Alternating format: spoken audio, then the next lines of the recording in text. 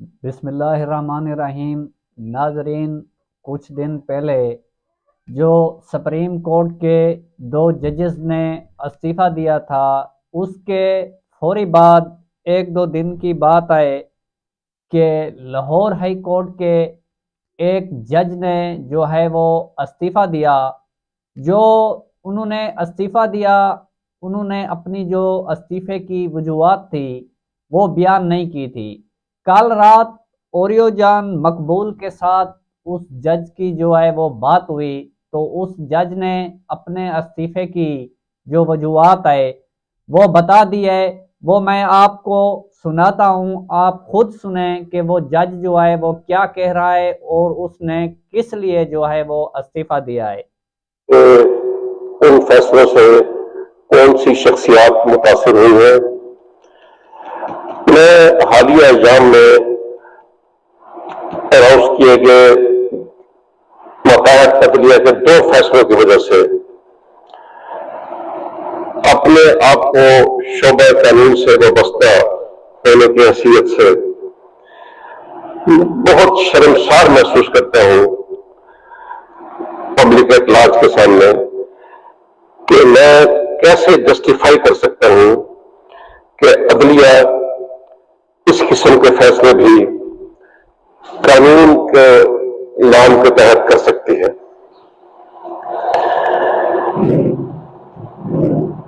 بظاہر مجھے جو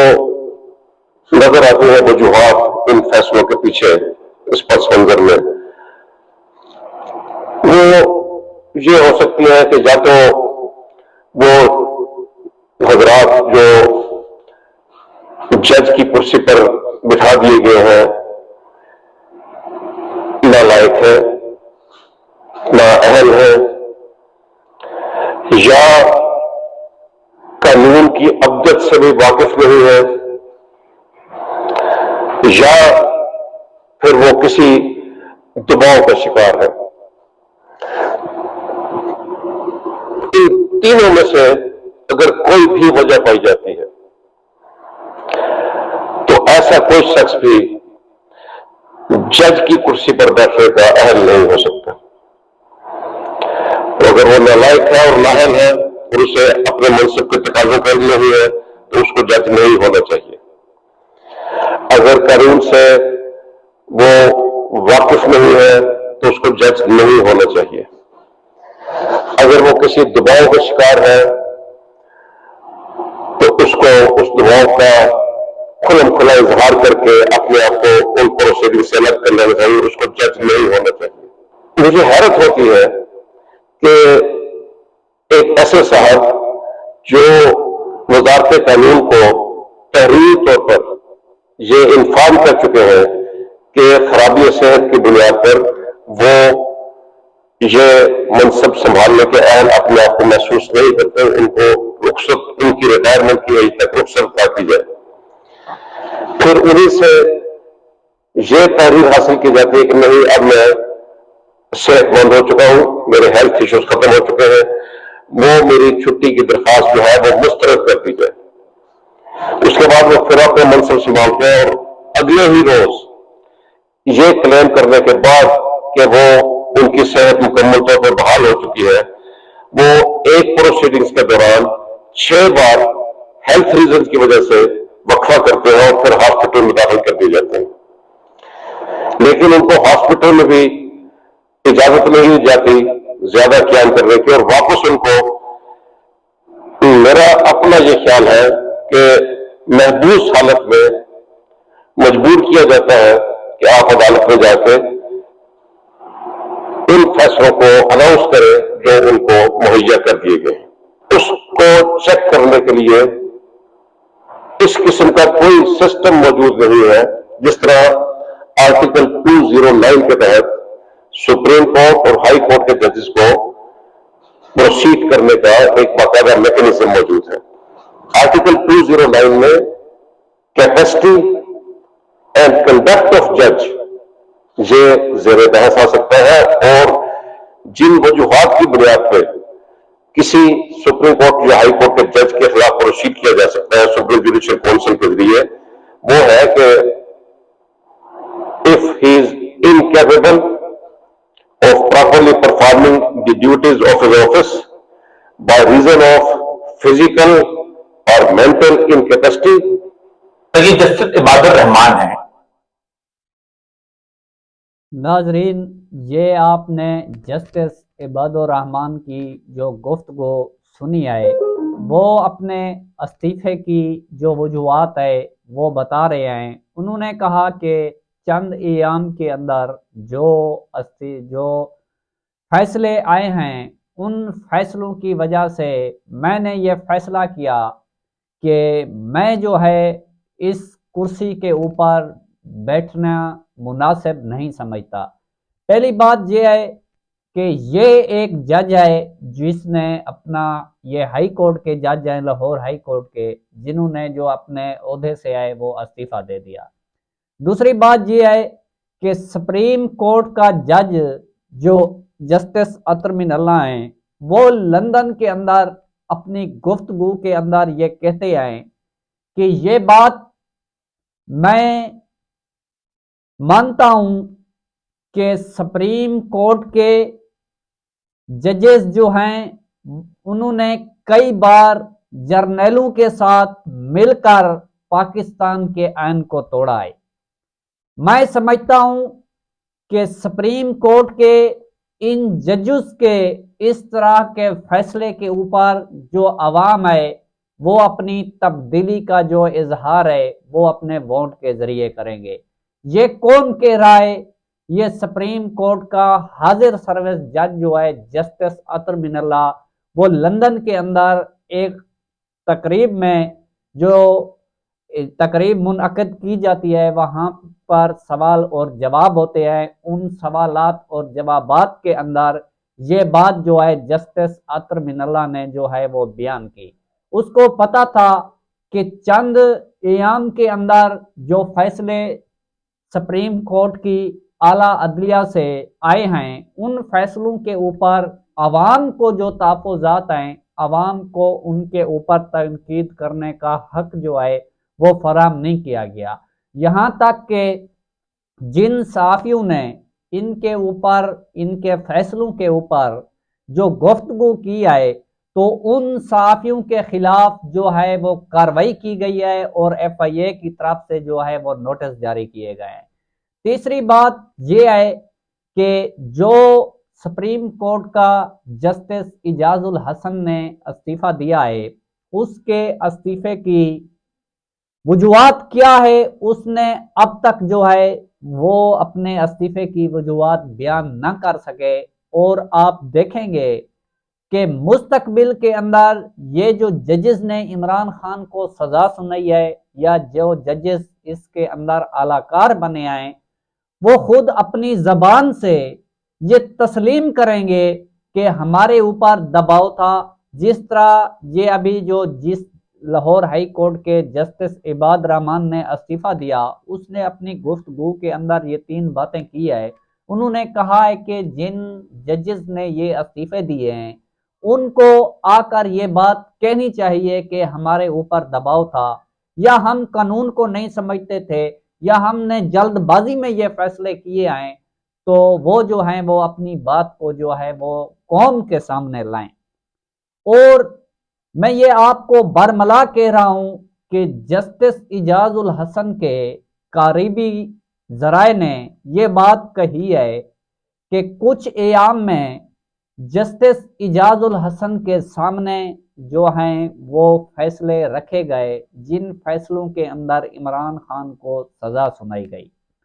جسٹس اعجاز الحسن کو یہ کہا گیا کہ اگر آپ نے استعفیٰ نہ دیا تو قاضی فائز عیسیٰ کے بعد جو ہے سپریم کورٹ کے چیف جسٹس آپ بنیں گے. اگر آپ چیف جسٹس بن گئے، جس کے بعد ہمیں بھی یہ پتا ہے کہ جو سزائیں ہم عمران خان کو سنا رہے ہیں وہ جو ہیں وہ جھوٹی، بے بنیاد اور من گھڑت سزائیں ہیں، ہم یہ بات بھی تسلیم کرتے ہیں کہ یہ اعلیٰ عدلیہ کے اندر جا کر اڑ جائیں گی. جب وہ سزائیں اڑ جائیں گی تو وہ آپ جو ہیں اس وقت چیف جسٹس ہوں گے، تو پھر آپ جب یہ فیصلے کالعدم قرار دیں گے تو آپ کے خلاف ایک محاذ کھڑا ہو جائے گا۔ دیکھیں کہ جس طرح آپ نے جو ہے وہ نواز شریف کو سزا سنائی تھی، تو آپ کے جو تصویریں ہیں، وہ ویڈیو ہیں، وہ آپ کے جو ہیں وہ جلسوں کے اندر چلائی گئی، اور جس طرح سپریم کورٹ کے باہر دھرنا دیا گیا تو ان کو کہا گیا کہ یہ جو سپریم کورٹ ہے اس کو متنازع بنایا جائے گا، جس کے بعد اس کو یہ بھی کہا گیا کہ آپ کے خلاف ہم فلاں کیس کریں گے، آپ کے خلاف فلاں کریں گے۔ جس طرح انہوں نے کہا کہ ہم عمران خان کو دبائیں گے، اس طرح آپ کو بھی دبا دیں گے۔ جس کے بعد وہ جو جسٹس اعجاز الحسن ہیں، اس نے یہ مجبوری سمجھتے ہوئے انہوں نے کہا کہ میں مزید جو کام ہے وہ جاری نہیں رکھ سکتا، آپ مستقبل میں دیکھیں گے وہ اپنی یہ بات جو ہے وہ میڈیا پر آ کر خود بتائیں گے۔ تیسری بات یہ ہے کہ جب سزا کے فیصلے ہوئے تو اس سے پہلے شاہ محمود قریشی کو بلایا گیا بند کمروں کے اندر، تو شاہ محمود قریشی کو یہ بات کہی گئی کہ آپ جو ہیں عمران خان سے اپنے رستے جو ہیں وہ جدا کر لیں۔ جو بڑی اہم بات ہے وہ یہ ہے کہ ہمیں یہ بھی پتا ہے کہ آپ کسی بھی مقدمے کے اندر گناہ گار نہیں ہیں، آپ کے اوپر یہ جو تمام مقدمات ہیں وہ جھوٹے ہیں، آپ کا کسی بھی مقدمے کے ساتھ کوئی تعلق نہیں ہے، ہم یہ بات تسلیم کرتے ہیں، لیکن اگر آپ عمران خان کے ساتھ کھڑے رہے تو آپ کو عبرت ناک جو ہے وہ سزا دی جائے گی۔ یہ بات میں آپ کو باذوق ذرائع کے وسط سے بتا رہا ہوں، تو اس بات کا اندازہ آپ لگائیں کہ جس وقت شاہ محمود قریشی کو اسلام آباد یعنی راول پنڈی کے اندر جی ایچ کیو حملے کیس کے اندر گرفتار کیا گیا ابھی کچھ ایام پہلے، تو شاہ محمود قریشی نے جو مجسٹریٹ کے سامنے یہ بات کہی کہ آپ مجھے علیحدگی میں بلا لیں، تو میں آپ کو یہ بات بتاتا ہوں کہ مجھے کسی اہم شخصیت یعنی کسی افسر نے جو کہا ہے وہ میں آپ کے ساتھ شیئر کرنا چاہتا ہوں، تو جس پر مجسٹریٹ صاحب جو ہیں انہوں نے اجازت نہیں دی تھی، جس کے بعد شاہ صاحب نہ مانے تو شاہ صاحب کو جو ہے وہ سزا جو ہے سیفر کیس کے اندر سنا دی گئی ہے۔ ابھی اس کے اوپر جو مقدمے کے اندر اس کو پیش کیا گیا تھا جوڈیشل ریمانڈ کے لیے، ابھی وہ 9 مئی والے جو ہیں اس کے اندر بھی ابھی اس کی سزا جو ہے وہ ابھی انہوں نے اس کو سزا سنانی ہے۔ تو اس طرح بشرا بی بی کو بھی بلا کر کہا گیا تھا کہ ہم آپ کے اوپر اس طرح کا الزام لگائیں گے، جس طرح عدت کیس کے اندر سزا سنائی گئی ہے، پوری قوم جانتی ہے بلکہ پوری دنیا جانتی ہے، تمام علماء جانتے ہیں کہ حدیث اور قرآن کو جو ہے وہ اس کا مذاق بنایا گیا، اور جس طرح انہوں نے فیصلہ سنایا یہ جو ہے پاکستان کی تاریخ کا انوکھا فیصلہ تھا، جس کے اندر بشرا بی بی کو یہ کہا گیا تھا کہ ہم جو آپ کی اخلاقیات ہے اس کو جو ہے ہم تباہ و برباد کر دیں گے۔ جب بشرا بی بی نہ مانی تو پھر دیکھیں آپ ان کو بھی سزا ہو گئی ہے۔ اب یہ جو ثبوت ہیں کھل کر سامنے آ رہے ہیں، اب یہ اسلام آباد ہائی کورٹ کا بڑا امتحان ہے کہ کل کے روز جو ہیں ان تینوں کیسز کے اندر جو اپیلیں ہیں وہ دائر ہو جائیں گی۔ تیسری بات الیکشن کی ہے۔ الیکشن 8 فروری کو ہونے جا رہا ہے۔ الیکشن ڈے کے اوپر جو تحریک انصاف کا بڑا سرپرائز ہے وہ تیار ہے۔ اس وقت پنجاب کی صورتحال یہ ہے کہ پنجاب کے اندر نیشنل اسمبلی کی 142 سیٹیں ہیں، جن کے اوپر پاکستان تحریک انصاف جو 127 سیٹ کے اوپر جو ہے وہ جیت کی پوزیشن میں ہے، مضبوط پوزیشن میں، اور جو بقیہ کینڈیڈیٹ ہیں ان کا جو ہے وہ مقابلہ یعنی سخت مقابلہ گئے، اور اس وقت یہ جو صورتحال آپ کے سامنے آ رہی ہے، پاکستان تحریک انصاف کے لوگوں کو نہ جلسے کی اجازت ہے نہ ریلی کی اجازت ہے،